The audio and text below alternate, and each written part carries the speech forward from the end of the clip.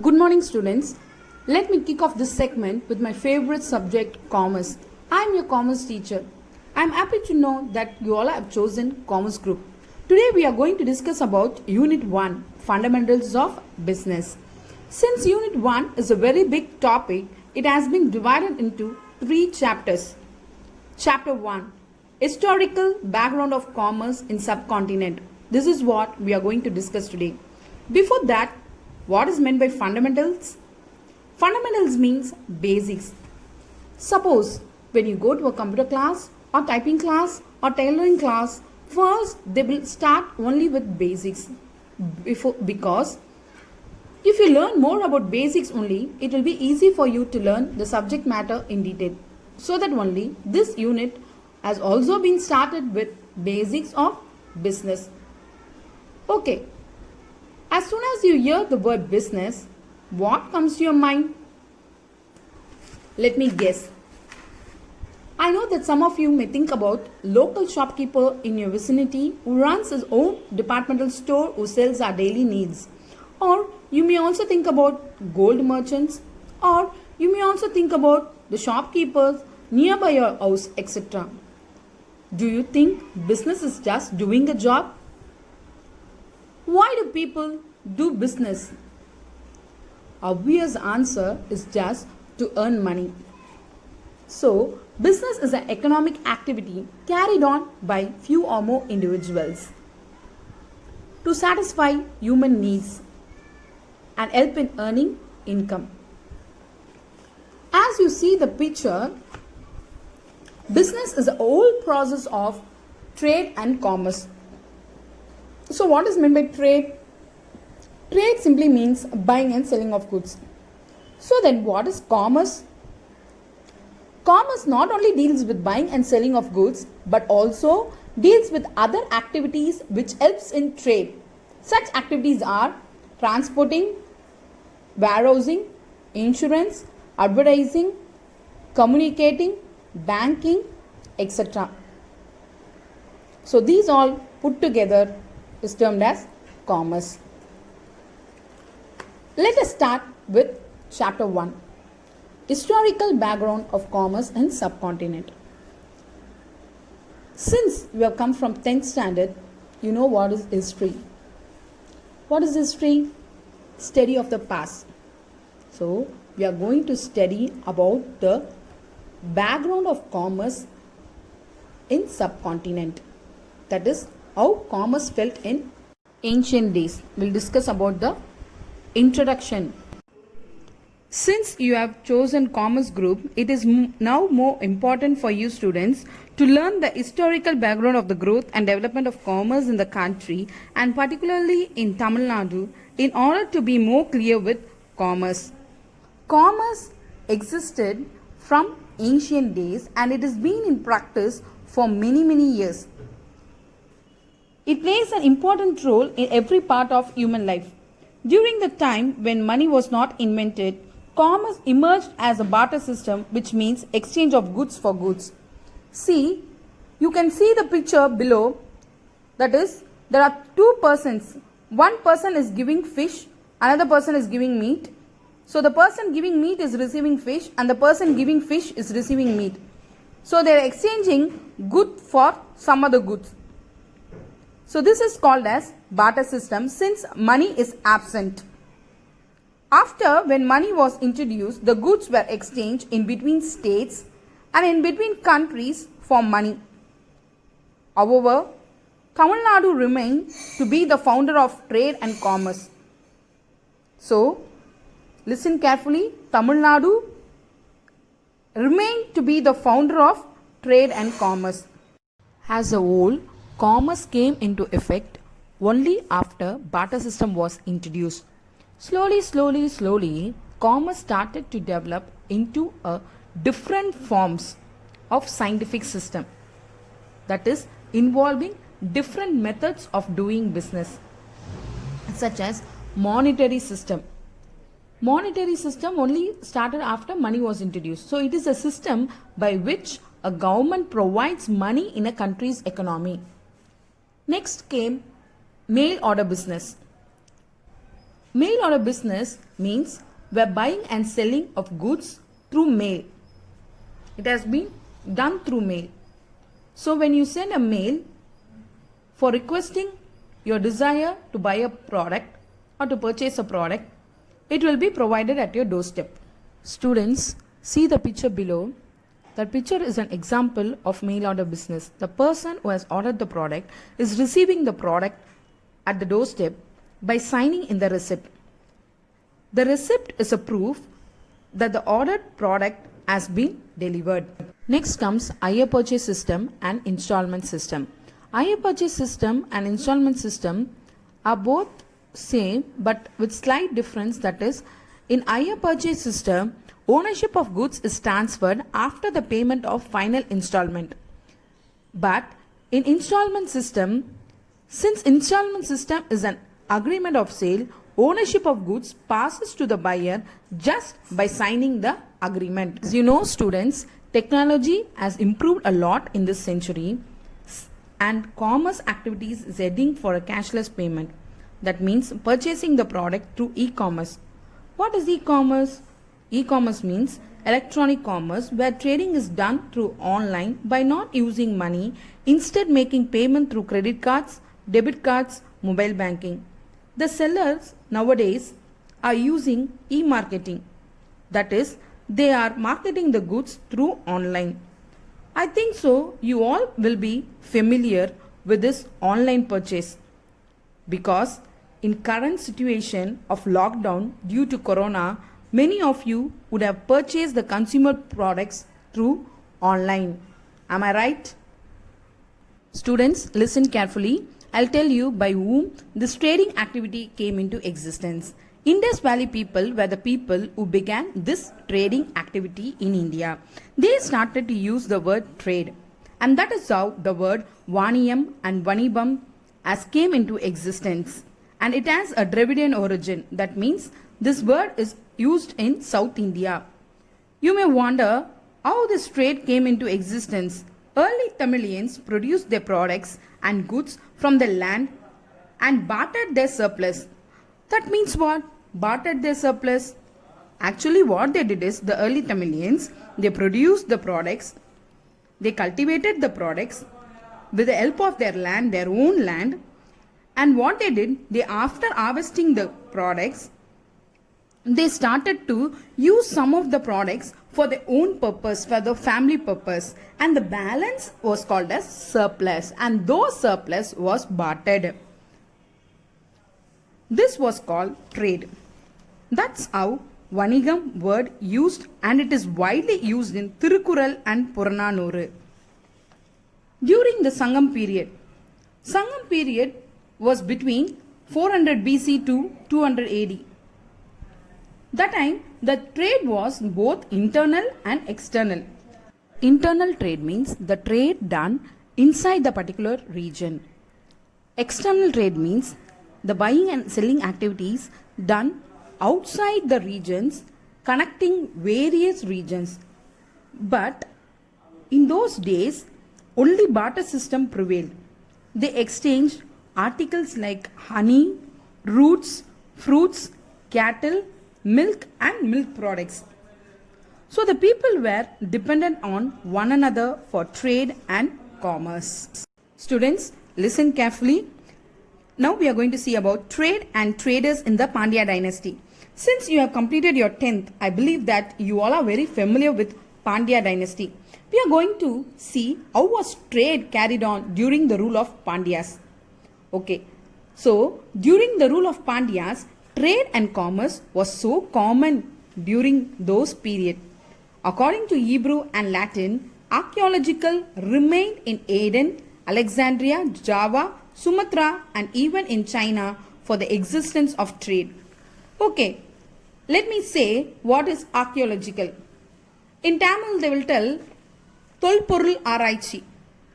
In English, the meaning for archaeological is the study of the building, graves, tools and other objects that belong to people who lived in the past in order to learn about their culture and society. So, this is the study about the past people's culture and society. So it was remained in Aden. Aden is a city in Yemen. Alexandria is a city in Egypt. Java is a Javadu Hills. Sumatra is an island in Indonesia.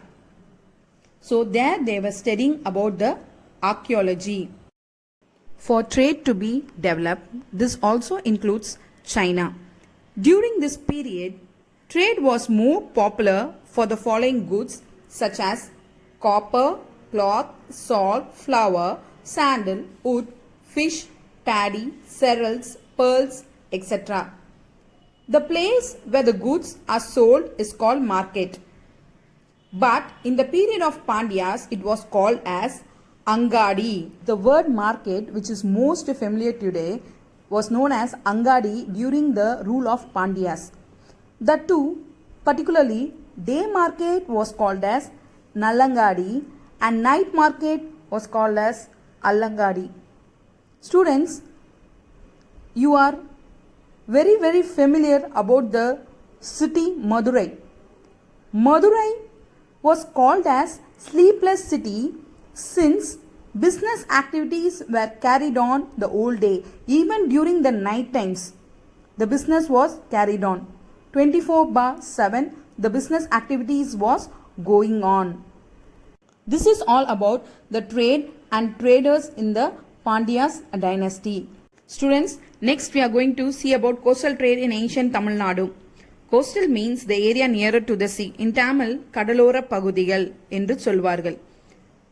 We are going to study about how was the development of trade felt in coastal area during ancient period in Tamil Nadu. I think so all are familiar about Pumbugar. Pumbugar had the Marurapakkam inland town and Patinapakkam as coastal town. It had markets and bazaars where many merchants involved in buying and selling of different commodities and foodstuffs.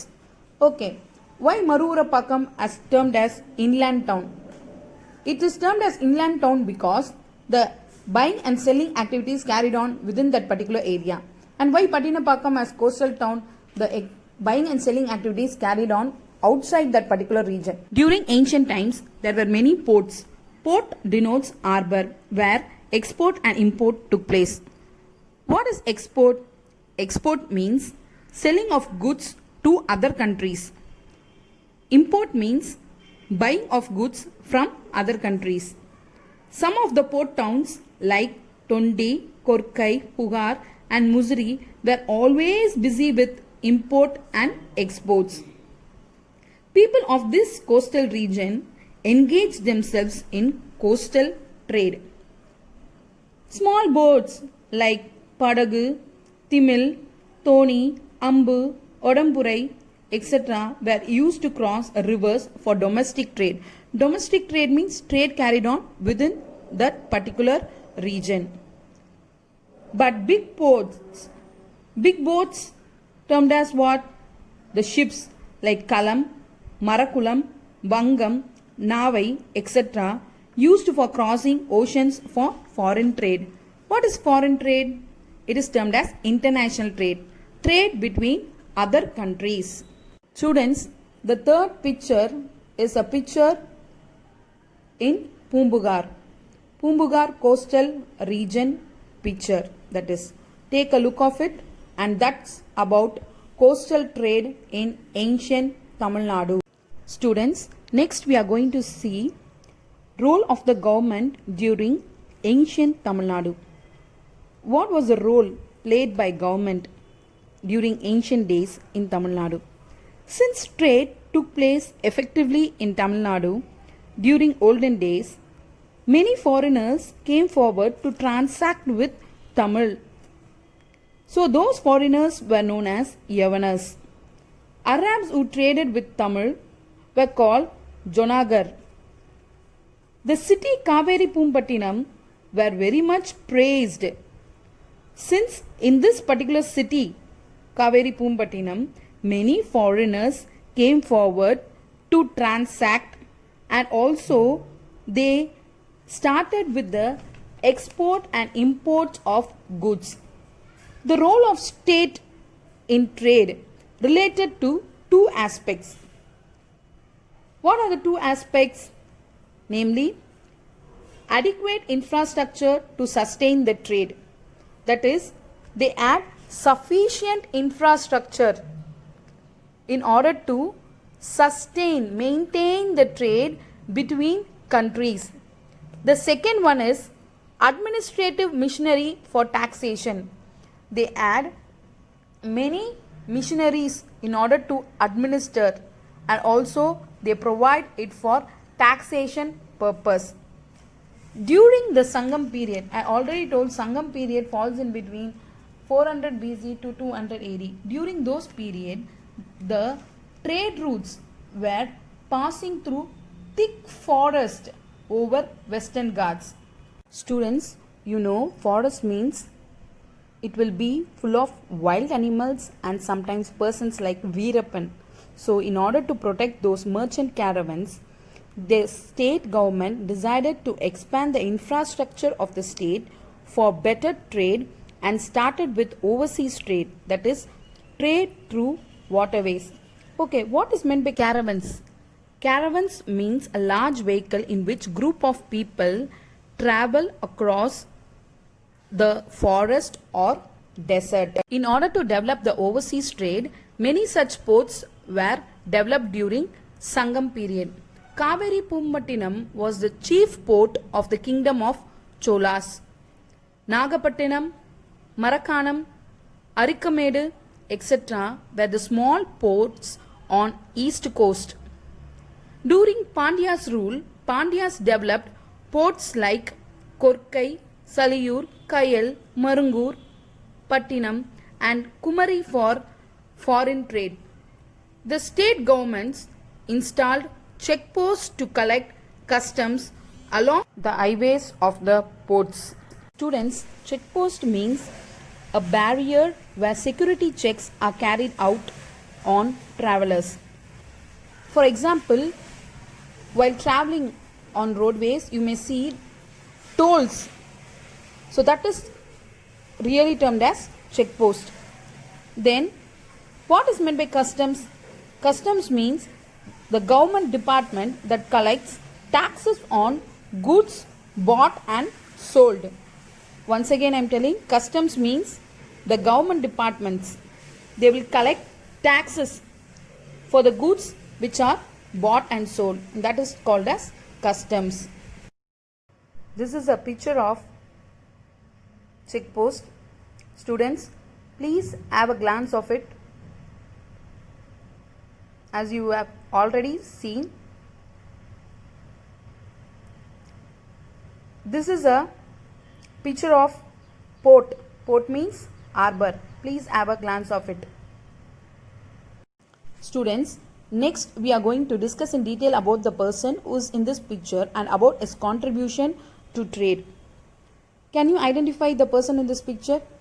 Okay, let me say. He is Kautilya. He is the author of the book Arthashastra. Kautilya is a royal advisor of King Chandragupta Maurya of the Maurya dynasty. He was an economist. Okay, who is an economist? A person who conduct research, collect and analyze data in relation to issues of country.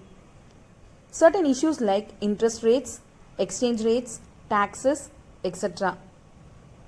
Kautilya describes more about economy in Mauryan times. What is economy then? Economy means a system of making and trading things of value. Here things refers to what? Things refers to goods and services. Goods means physical things and services means the things done by others. So goods means physical objects that can be touched and felt. Services denotes invisible activities that can only be experienced. According to Kautilya, trade in medieval India was centralized. Centralized means from one part alone trade was done. Then the commodities produced could not be sold in the location of the production. That means the commodities, which was produced in that particular location cannot be sold in that same location. Hence, the state decided to sell the commodities in different places. The duty tax was imposed for goods brought into the city and also for goods sold into other cities. So, duty taxes means the tax which is applicable for the goods by the central government or by the state government. Only certain merchants were authorized to engage in trades by the chief controllers of state trading. State trading means it is an enterprise that is given authority by the state government. So, merchants here refers to traders. The profit margin allowed for traders. The profit margin allowed. So, the profit making can be like 5% for indigenous goods and 10% for imported goods. Indigenous goods means the goods produced inside the country. Import of foreign goods. Importing. Importing means what? Buying the goods from foreign countries. Those process, that is import of foreign goods, were also encouraged in order to develop the standard of living of people. So, normally we used to do what? If suppose it is a foreign product means you will immediately purchase in order to maintain our standard of living. This is because to promote the well-being of the state. Why this import trade has been allowed in the city? Because in order to develop the state as much as possible by the person named Kautilya. This is all about the Kautilya's contribution to trade. Thank you, students.